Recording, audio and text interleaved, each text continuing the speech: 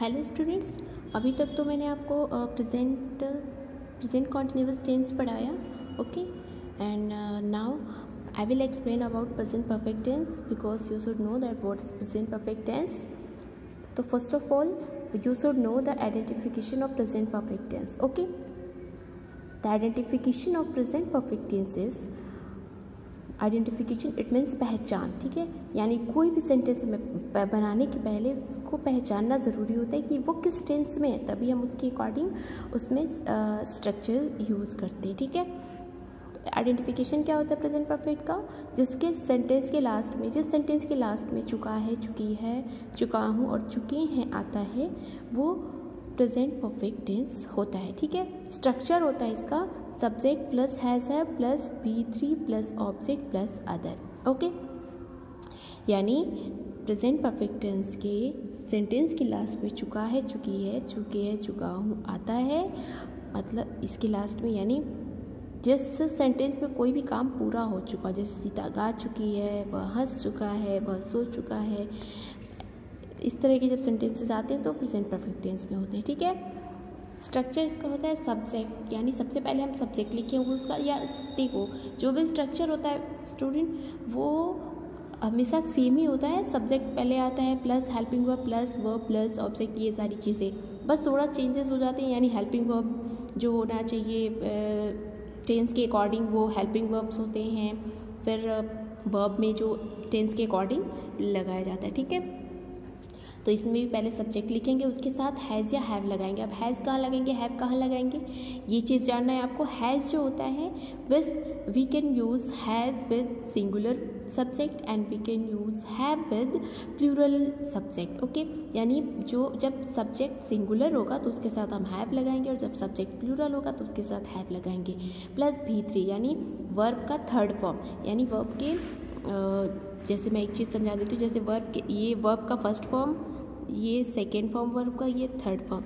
Suppose करिए कोई verb लेते हैं, जैसे राइट ले लेते हैं. ठीक है, राइट मीन्स क्या होता है, राइट मीन्स लिखना. ठीक है, तो राइट हो गया, इसका सेकेंड फॉर्म क्या होगा, रोट, और थर्ड फॉर्म क्या होगा, रिटन. ठीक है, तो ऐसे ही वर्ब के फॉर्म बनाए जाते हैं, जैसे गो, वेंट, गॉन, कम, केम, कम. ऐसे ये चीज़ें आपको याद करनी पड़ेगी, तभी आपको ये चीज़ आएगा समझ में. ठीक है, तो अभी तो सेकेंड फॉर्म नहीं लगाना, सेकेंड फॉर्म हमेशा पास्ट टेंस में लगेगा, पास्ट टेंस में लगता है. अभी यहाँ पे आपका थर्ड फॉर्म लग जाएगा प्रेजेंट परफेक्ट टेंस में. ठीक है, तो verb third form plus object plus other. ठीक है, अब चलिए यहाँ पे टेंसेस यहाँ नोट है, आप राइट कर सकते हैं. ठीक है, यहाँ पे पॉज करके ये सारी चीज़ें आप राइट कर सकते हैं कॉपी में.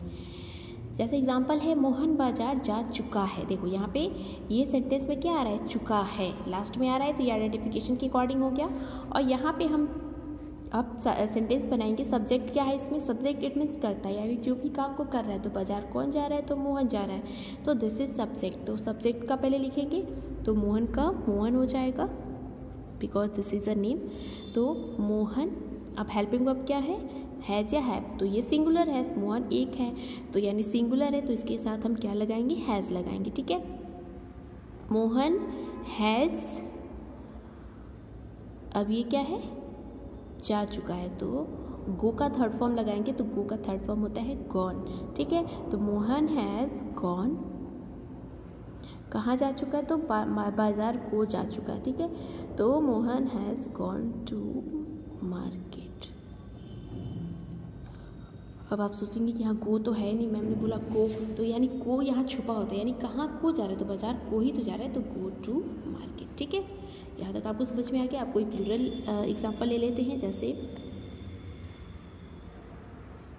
वे सब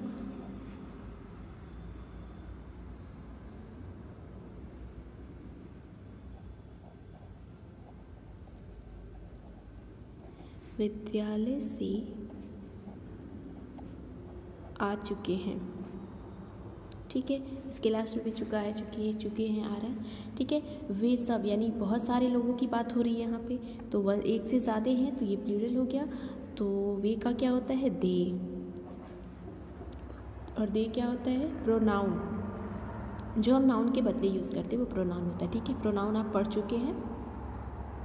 फिर भी कोई कन्फ्यूजन हो तो आप पूछ सकते हैं, I will tell you. Okay, दे अब प्लूरल फॉर्म में हैव लगता है, ठीक है। तो दे हैव अब आ चुके हैं, ठीक है, यहाँ जा नहीं रहे, क्या है, आ चुके हैं। तो कम केम कम होता है, ठीक। तो कम थर्ड फॉर्म लगेगा, तो दे हैव कम। से के लिए हम सब फ्रॉम लगाते हैं, तो they have come from school, ठीक है।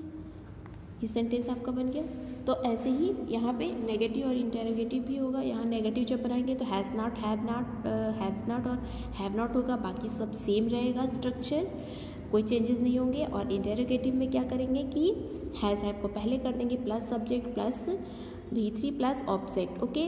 और फर्स्ट टाइप सेकेंड टाइप में सारे स्ट्रक्चर्स आपको लिख के और सेट कर दूंगी, और इसको आपको अच्छे से पढ़ लेना है अपने नोट्स में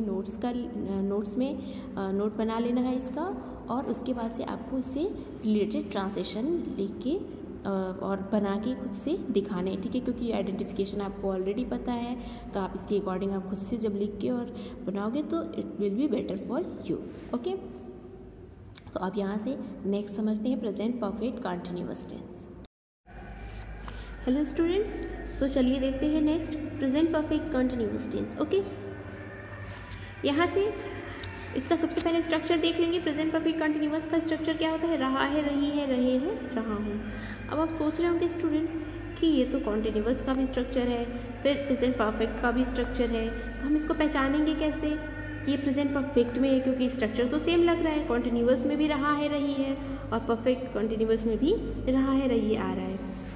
तो इसके लिए मैं आपको बताती हूँ, इसके लास्ट में इस टेंस के रहा है, रही है तो आएगा, लेकिन उसमें समय दिया रहेगा, यानी उसमें कुछ काम पूरा हो गया रहेगा और कुछ काम अभी पूरा होने वाला होगा, वो प्रेजेंट परफेक्ट कॉन्टिन्यूअस टेंस कहलाता है, ठीक है। जैसे स्ट्रक्चर आप देखेंगे, सब्जेक्ट प्लस हैज़ बीन, यानी हैज़ बीन और हैव बीन लगता है। अभी परफेक्ट में हैव और हैज़ लगाया ना आपने, यहाँ पे हैज़ बीन और हैव बीन लगता है, ठीक है। तो subject plus has been, have been plus V4 means verb का फोर्थ फॉर्म लगेगा जिसमें ING लगेगी, ठीक है, प्लस सिंस फॉर, यानी इसमें अलग क्या है, इसमें सिंस फॉर लगता है, ठीक है। वर्ब के बाद क्या लगता है, सिंस फॉर, ठीक है। यानी इसको हम समय के लिए लगाते हैं, यानी ये tense present perfect continuous tense रहा है, रही है तो रहेगा, लेकिन उस टेंस में, जिस भी टेंस में रहा है, रही हो और उसमें बीच में कोई टाइम दिया हो कि इतने घंटे से या सुबह से या शाम से, ऐसा कोई टाइम दिया हो, तब वो प्रेजेंट परफेक्ट कंटिन्यूअस कहलाएगा, ठीक है। जैसे यहाँ पे दिया है, वह 1 घंटे से पढ़ रहा है, यानी यहाँ पे टाइम है, यानी कुछ पढ़ चुका है, मतलब आधे घंटे पढ़ चुका है और अभी पढ़ ही रहा है, 1 घंटे से पढ़ ही रहा है और कोई निश्चित नहीं कि कब तक पढ़ेगा, ठीक है। तो इसको हम बनाएंगे कैसे, सबसे पहले सब्जेक्ट लिखेंगे, तो वह आपका सब्जेक्ट हो गया, तो ही, अब क्या लगाएंगे, ही के साथ, ही सिंगुलर होता है तो सिंगुलर के साथ हैज़ बीन यूज करेंगे, ठीक है। तो ही हैज़ बीन, क्या लगाएंगे, वर्ब का फोर्थ फॉर्म, ठीक है।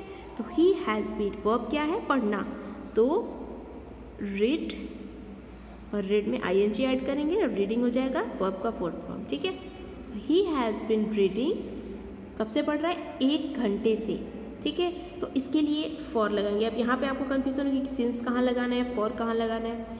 फॉर जो होता है जिसमें टाइम फिक्स ना हो वहाँ फॉर लग जाएगा, और जहाँ टाइम फिक्स होता है वहाँ सिंस लग जाता है, ठीक है। इसके लिए फॉर को पहचानने का ट्रिक जब बता दूंगी तो आपको समझ में आ जाएगा कि कहाँ पे यूज़ करना है, क्योंकि सिर्फ फॉर का स्ट्रक्चर आपको देख लेना है, उसके बाद फॉर कुछ ही जगहों पे यूज़ होता है और बाकी जगह पे सिंस यूज़ होगा, ठीक है। तो इसका अभी मैं आपको बताऊंगी, पहले इसको बना लेते हैं। He has been reading for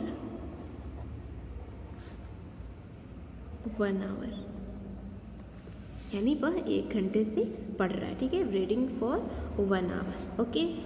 next बनाते हैं, लड़के सुबह से खेल रहे हैं। देखो यहाँ फिक्स टाइम है सुबह से, ठीक है, यानी एक फिक्स टाइम है, तो यहाँ हो जाएगा द बॉयज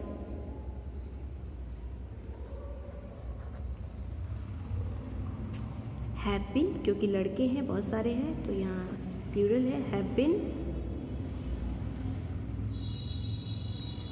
प्लेइंग।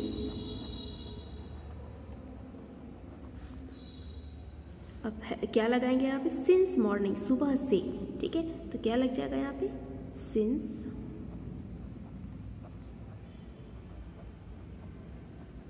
मॉर्निंग, ठीक है। नेक्स्ट देखते हैं, तुम एक हफ्ते से मैच देख रहे हो, ठीक है, तो तुम का क्या होता है, यू, और यू के साथ हमेशा हैव बीन का यूज़ होता है, ठीक है। जैसे यू, तुम के साथ हैव बीन यूज़ होगा, हम यानी वी के साथ हैव बीन यूज़ होगा, वे के साथ हैव बीन यूज़ होगा, ठीक है। हैव या हैज़, अभी तो इसके पहले समझाया था ना, वही चीज़ है, हैव और हैज़ जान जाओगे तो आपको पता चल जाएगा कहाँ क्या यूज़ करना है, बस इसमें एक एक्स्ट्रा बिन लगा देना है आपको, ठीक है। You have been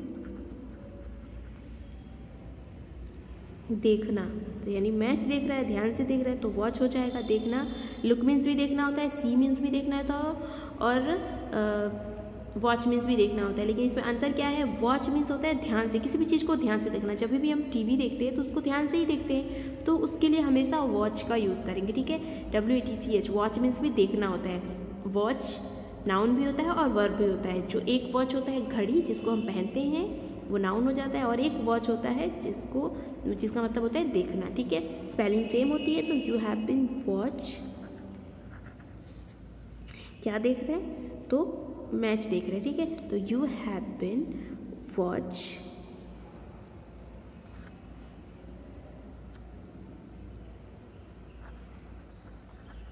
the match, you have been watch the match. अब कब से देख रहे हैं, तो एक हफ्ते से देख रहे हैं, ठीक है, ये फिक्स टाइम है, एक मतलब फिक्स टाइम नहीं है, एक हफ्ते से देख रहा है, और अभी भी नहीं पता कब कितने हफ्ते देखेंगे, ठीक है, तो ये यहाँ पे फॉर लग जाएगा। You have been watch the match for 1 week, ठीक है। यहाँ तक आई होप कि आपको समझ में आ गया है। अब चलिए मैं आपको ट्रिक बता देती हूँ कि फॉर का यूज़ कहाँ पे करेंगे, ठीक है।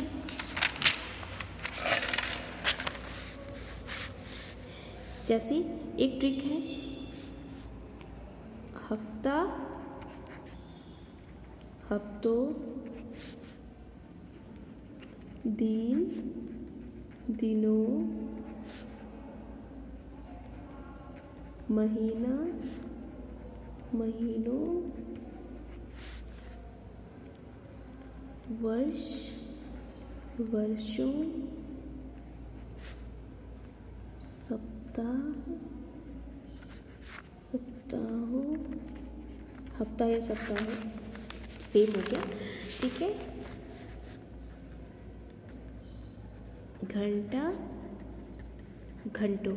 जब आप इस ट्रिक से इसको लर्न करेंगे ना तो आपको जल्दी लर्न हो जाएगा, इसलिए मैंने ये ट्रिक आपको बताया।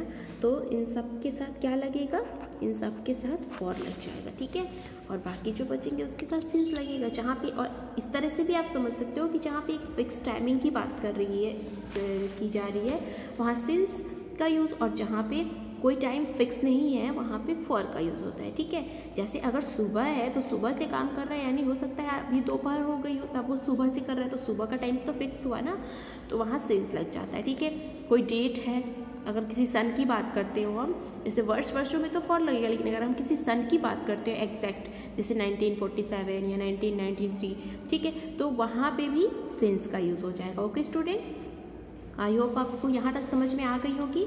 तो इसमें आप खुद से ट्रांसलेशन बनाएंगे और सेंड करेंगे ग्रुप पे, ठीक है। और इसके स्ट्रक्चर्स नेगेटिव और इंटरोगेटिव का मैं आपको लिख के दे देती हूँ, ओके। आप उसको अपने नोट्स में राइट करोगे, ओके स्टूडेंट। तो मिलते हैं नेक्स्ट वीडियो में। Have a nice day.